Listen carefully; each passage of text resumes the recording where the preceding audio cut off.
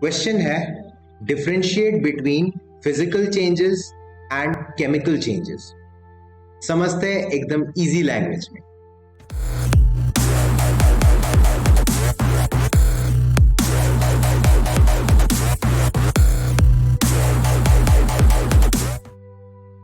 तो physical changes क्या होती है? Changes which occur due to physical factors like temperature, density, etc. And chemical changes होते हैं changes which are accompanied by chemical reactions। ठीक है, फिजिकल फैक्टर्स क्या हो गए? जैसे किसी चीज का आपने टेम्परेचर बढ़ा दिया, प्रेशर बढ़ा दिया, वॉल्यूम इंक्रीज कर दिया, वॉल्यूम डिक्रीज कर दिया, ये फिजिकल चीजें हैं। फिजिकल चीजों का मतलब क्या हो गया?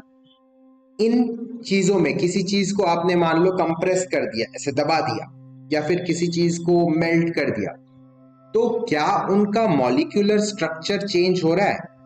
एटम्स एंड मॉलिक्यूल्स चैप्टर में क्लास 9 में आपने पढ़ चुका है कि कई सारे एटम्स मिलके, छोटे छोटे एटम्स मिलके मॉलिक्यूल्स बनाते हैं, है ना। तो मॉलिक्यूलर स्ट्रक्चर मतलब आपके एटम्स किस तरह से अरेंज्ड है मॉलिक्यूल बनाने के लिए। एक मॉलिक्यूल में 1, 2, 3, 4 बहुत सारे एटम्स हो सकते हैं, बट वो एक पर्टिकुलर फॉर्म में अरेंज्ड रहते हैं, उसको बोलते हैं मॉलिक्यूलर स्ट्रक्चर। ठीक है, तो फिजिकल चेंजेस में जो भी फैक्टर्स हम करते हैं, जैसे हमने टेम्परेचर बढ़ाया, या फिर हमने कंप्रेस किया, या फिर हमने एक्सपैंड कर दिया किसी चीज को, उसमें मॉलिक्यूलर स्ट्रक्चर चेंज नहीं होता है। एटम्स जिस वे में अरेंज रहते हैं उसी वे में आगे भी जाके अरेंज रहते हैं, उनका अरेंजमेंट चेंज नहीं होता है। आ रहा है समझ में? फिजिकल चेंजेस में। ठीक है, केमिकल चेंजेस में क्या होता है? एटम अपना पुराना अरेंजमेंट छोड़ के एक नए अरेंजमेंट में आ जाते हैं। ठीक है, तो मॉलिक्यूलर स्ट्रक्चर जो है वो चेंज हो जाता है। आ रहा है समझ में? तो आगे पढ़ते हैं। देखो सेकंड पॉइंट क्या हो गया? No atomic bonding takes place. अच्छा, एटॉमिक बॉन्डिंग, बॉन्ड्स क्या चीज होते हैं? ये देखो, ये एक एटम है, ये मान लो वाटर का मॉलिक्यूल है। ठीक है, ये वाटर होता है H2O। तो ये हाइड्रोजन और ये ऑक्सीजन। हाइड्रोजन का एक एटम, ऑक्सीजन का एक एटम, हाइड्रोजन का एक और एटम। अब इन एटम्स के बीच में ये जो डंडा सा देख रहे हो, इनको बोलते हैं बॉन्ड्स। ये एक्चुअल में डंडा नहीं होते, ये फोर्स ऑफ अट्रैक्शन होता है। ठीक है, ये क्यों बनते हैं? इलेक्ट्रॉन ट्रांसफर या इलेक्ट्रॉन शेयरिंग की वजह से बनते हैं। आप लोग शायद पढ़ चुके हो क्लास 9 में, आई एम नॉट श्योर कितने डिटेल्स में आप लोग पढ़े हो, बट ये होता है इलेक्ट्रॉन ट्रांसफर या इलेक्ट्रॉन शेयरिंग से ये डंडे डंडे जैसे बनते हैं। These are basically forces of attraction. तो फिजिकल चेंज जब भी होता है, फिजिकल चेंज का एक नॉर्मल सा एग्जांपल दे रहा हूं। आइस को आपने फ्रिज से निकाला, बाहर रख दिया टेबल पे, वो मेल्ट होके पानी बन गया। Simple example of physical change. तो जब भी फिजिकल चेंज होता है तो एटॉमिक बॉन्डिंग नया कुछ नहीं बनता। No atomic bonding takes place. जो पुराना है वही रहता है। मतलब क्या हो गया? मैंने जब आइस को फ्रिज में, जो आइस था, ice is what? Frozen water, right? तो आइस के अंदर भी जो वाटर के मॉलिक्यूल्स थे फ्रोजन फॉर्म में थे, लेकिन वो क्या मॉलिक्यूल्स थे? H2O ही थे आइस के अंदर। और जब मैंने आइस को फ्रिज से निकाल के बाहर टेबल पे रखा तो वो मेल्ट होके वाटर बन गया, लेकिन जब वो वाटर बना तब भी उसके मॉलिक्यूल्स H2O ही है। देखो, कोई अरेंजमेंट में कोई चेंज नहीं आया। No new bonds were form, या फिर पुराने बॉन्ड्स टूट नहीं गए, यहाँ पे ब्रेक नहीं हुए। आ रहा है समझ में? अब मैं अगर इस वाटर को गैस में रख दूं, गैस बर्नर में, और हीट कर दूं, बॉयल कर दूं, तो वाटर बॉयल होके क्या बनता है? स्टीम बनता है। तो स्टीम में भी कुछ चेंज आएगा क्या? एटॉमिक स्ट्रक्चर या मॉलिक्यूल स्ट्रक्चर में कुछ चेंज नहीं आएगा। स्टीम में भी क्या होगा? स्टीम में भी जो वाटर मॉलिक्यूल्स रहते हैं वो इसी फॉर्म में रहते हैं, 2 हाइड्रोजन और एक ऑक्सीजन, H2O। बस चेंज ऑफ स्टेट हो जाता है, वो सॉलिड से लिक्विड बना, लिक्विड से गैस बन गया। आप अगर वापस से ठंडा कर दो स्टीम को तो वो कंडेंस होकर वाटर बन जाएगा, लेकिन मॉलिक्यूल सेम रहेंगे H2O। उसको और ठंडा कर दो आइस बन जाएगा, लेकिन मॉलिक्यूल फिर से सेम रहेंगे। No atomic bonding takes place, नया एटॉमिक बॉन्ड नहीं बनता है, जो पुराने हैं वही बॉन्ड वैसे ही रहते हैं, जो एटम्स जिस स्ट्रक्चर में जैसे अरेंज थे वो वैसे के वैसे ही अरेंज रहते हैं। आ रहा है समझ में? केमिकल चेंजेस में new atomic bonding takes place, chemical change में नए एटॉमिक बॉन्डिंग बन जाते हैं और पुराने एटॉमिक बॉन्ड्स जो रहते हैं वो टूट जाते हैं। फॉर एग्जाम्पल मैं आपको एग्जाम्पल दिखा रहा हूं अब केमिकल चेंज का, ठीक है। केमिकल चेंज में जैसे कि मैं पेपर को आग लगा दिया, पेपर होता है कार्बन कंटेनिंग कंपाउंड होता है, but for now let's consider paper is just carbon, ठीक है। पेपर, कोल, वुड, कुछ भी, ठीक। कार्बन को मैंने आग लगा दिया। आग लगाने के लिए जरूरी होता है ऑक्सीजन, आपको पता है ऑक्सीजन के प्रेजेंस में ही आग लगता है, ठीक है। तो अगर मैं कार्बन में आग लगाऊं, कार्बन है एक सिंगल एटम,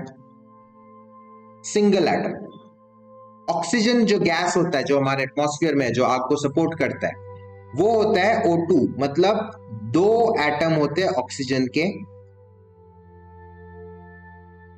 और उन दोनों के बीच में डबल बॉन्ड होता है।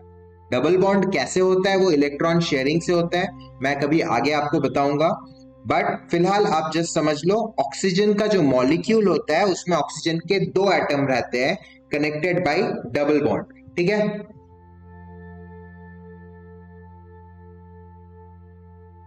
तो ये हो गया आपका ऑक्सीजन का मॉलिक्यूल O2 गैस। अब मैं इन दोनों को क्या दे रहा हूं? हीट दे रहा हूं। मैं पेपर लिया, ऑक्सीजन तो है ही चारों तरफ, पेपर में कार्बन है, उसमें मैंने माचिस की तीली जलाई और नीचे से आग लगा दिया, हीट दिया। अब ये दोनों मिलके हीट देने से क्या होगा? पेपर में आग लग जाएगा और कौन सा गैस प्रोड्यूस होगा? C+O2 gives CO2। CO2। अब देखो CO2 का स्ट्रक्चर क्या होता है। जो ऑक्सीजन के बीच में मैंने आपको डबल बॉन्ड जो कहा था, वो डबल बॉन्ड टूट जाता है।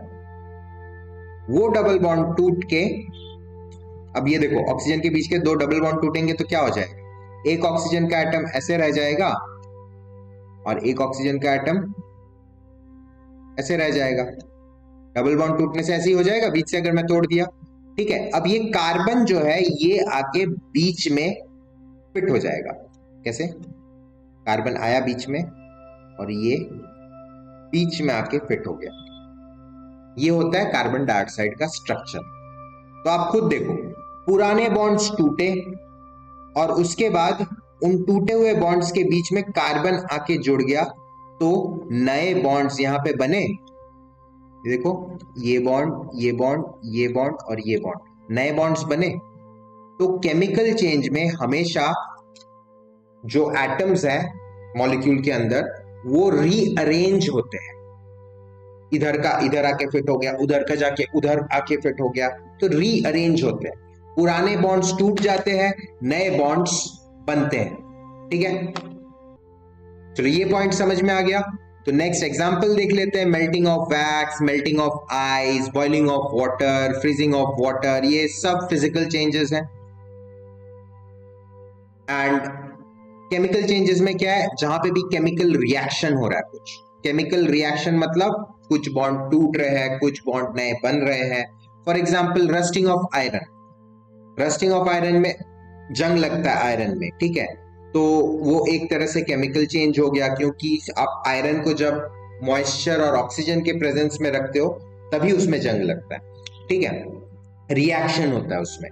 Conversion of milk into curd, mummy जब देखना दूध को थोड़ा सा गर्म करके, हल्का लूक वार्म करके उसमें 1 चम्मच पुराना दही छोड़ देती है और 6 घंटे के लिए ढक के रख देगी। 6 घंटे बाद क्या होगा? दूध रहेगा क्या? नहीं, पूरा का पूरा दूध दही बन जाता है। अरे समझ में? नेक्स्ट टाइम देखना मम्मी कैसे करके दही बनाती है, ठीक है। तो conversion of milk into curd, ये भी एक केमिकल रिएक्शन है। डाइजेशन ऑफ फूड, हमारे पेट के अंदर फूड को ब्रेक डाउन किया जा रहा है, उसमें से इंपॉर्टेंट न्यूट्रिएंट्स बॉडी एब्जॉर्ब कर रहा है, तो वो सब केमिकल प्रोसेसेस है। कुकिंग ऑफ फूड भी एक केमिकल चेंज है, उसमें आप मसाले डाल रहे हो, तेल डाल रहे हो, गरम कर रहे हो, आपस में रिएक्ट हो रहा है और वो कुछ और बन जा रहा है, ठीक है। तो cooking of food is also a chemical change. तो ये सारे डिफरेंट डिफरेंट एग्जाम्पल्स हो गए physical change and chemical change के। फिजिकल चेंजेस ज्यादातर रिवर्सिबल होती हैं, जैसे कि आप अगर आइस को फ्रिज से बाहर निकाल के नॉर्मल टेम्परेचर में रख दिए, हीट हुआ आइस, थोड़ा सा हीट हुआ तो क्या हो गया, आइस मेल्ट होके वाटर बन गया। वाटर को आपने और गर्म किया तो क्या हुआ, वाटर बॉयल होके स्टीम बन गया। क्या इस चीज को आप रिवर्स कर सकते हो? बिल्कुल रिवर्स कर सकते हो। कैसे?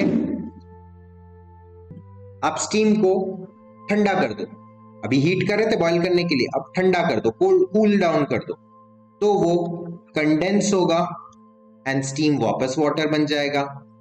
वाटर को और ठंडा कर दो फ्रिज में रख के, तो वो फ्रीज होगा और वो वापस आइस बन जाएगा। तो प्रोसेस क्या हुआ, रिवर्सिबल हुआ, फिजिकल प्रोसेस, ठीक है। आप एक डायरेक्शन में हीट किए, दूसरे डायरेक्शन में कूल किए, तो आपने प्रोसेस को रिवर्स कर दिया। आइस से आपने वाटर बनाया, वाटर से आपने स्टीम बनाया, फिर स्टीम को ठंडा करके आपने वाटर बनाया, वाटर को ठंडा करके आइस बना दिया। आया समझ में? Chemical changes on the other hand, ज्यादातर I am talking about majority are irreversible changes. Paper को आपने अगर एक बार जला दिया, पेपर को आपने बर्न कर दिया, बर्निंग या कंबशन, ये लिख लो आप लोग। बर्निंग या कंबशन मतलब होता है आप ऑक्सीजन के साथ रिएक्ट करा रहे हो टू गिव आउट हीट, कोई भी चीज बर्न करना मतलब, ठीक है। पेपर को बर्न किया तो वो ऐश बन जाएगा, है ना, राख बन जाएगा।